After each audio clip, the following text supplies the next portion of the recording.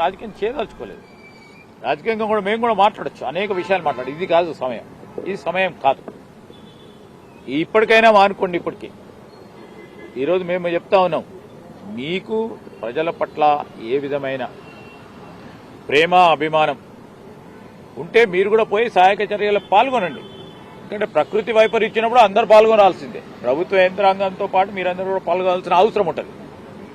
కానీ దాన్ని రాజకీయం చేసి రాజకీయాల్లో పెట్టే కార్యక్రమం కాదు ఇది. ప్రజలకు సంబంధించిన విపత్తు వచ్చినప్పుడు విపత్తును ఏ విధంగా ఎదుర్కోవాలని. రెండో అంశము, గౌరవ ముఖ్యమంత్రి గారు మరి ప్రధానమంత్రి గారిని కూడా ఇట్లాంటి ప్రకృతి వైపరీత్యం వచ్చింది కనుక వారిని కూడా మన రాష్ట్రానికి వచ్చే ప్రజలు పడిన ఇబ్బందులు కానీ దానివల్ల జరిగిన నష్టం కానీ చూడటానికి వారికి కూడా తెలియజేయడం జరిగింది. దాంతోపాటు రాష్ట్ర ప్రభుత్వం తరఫున వెంటనే ఇంటరిమ్ రిలీఫ్ డిక్లేర్ చేయాలని, ఈ విపత్తును ఎదుర్కోవడానికి సహాయక చర్యల విషయంలో మరి ఇంటరిమ్ రిలీఫ్ని వెంటనే డిక్లేర్ చేయాలని మేము ముఖ్యమంత్రి గారు రేవంత్ రెడ్డి గారు ప్రధానమంత్రి గారిని అదేవిధంగా అమిత్ షా గారిని కోరటం జరిగింది.